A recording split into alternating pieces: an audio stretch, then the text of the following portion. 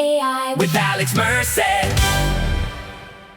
Hey everybody, this is Alex Merced, your friendly neighborhood data lakehouse and AI guy. And in today's episode, what I want you to do is talk about the components of a data system. So we've talked about how there's transactional and operational systems and how you have to move data between them. And there's reasons because they store data differently, but that's not the only piece of the system. Okay, there's different components of any data system, whether transactional or operational.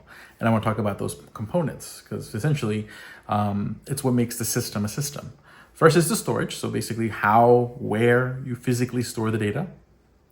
But on top of that, there is metadata. Okay, oftentimes with this metadata, and wherever I hear the term metadata, just think about data about the data. The analogy I always like to use is I imagine my kitchen. Okay, in my kitchen, there's spoons, there are forks, there are all sorts of things stored in all sorts of different places. Now, I could go to the kitchen and just directly look for the fork, look for the spoon, and go through all my different drawers and cupboards and try to find it. But maybe I have a clipboard that has a catalog or a index of, hey, forks are in this drawer, spoons are in this drawer, pans are in this cabinet. And using that data about the thing I'm looking for saves me time. So even though I'm taking an extra step, my overall time of finding the thing is less.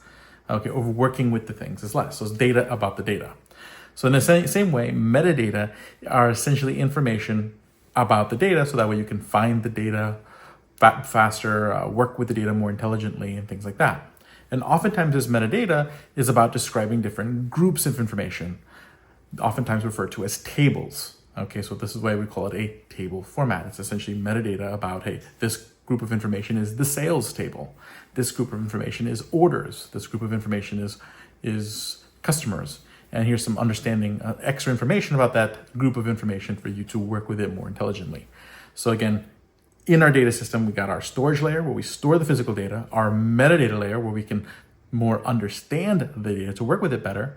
But then we also need to know which groups of data we have. So how do I know that there's a customers table, a orders table, whatnot? There's oftentimes a catalog mechanism.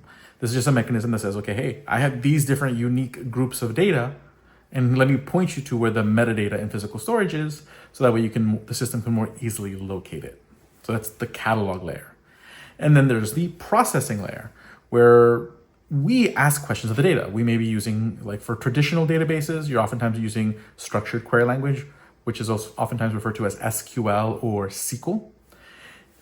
And essentially what happens is when you write a question in a query language like SQL or other languages, what happens is that there has to be some sort of system that takes what my question is expressed in this language, breaks it down, understands it, then turns it into a plan on how to answer the question, so an execution plan, and then actually goes and executes the plan. Goes retrieve the data from storage, applies any filters that I asked for, and then returns me the result.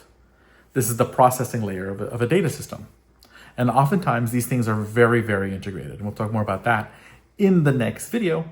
I'll see you there. Learn more with books from books.alexmerced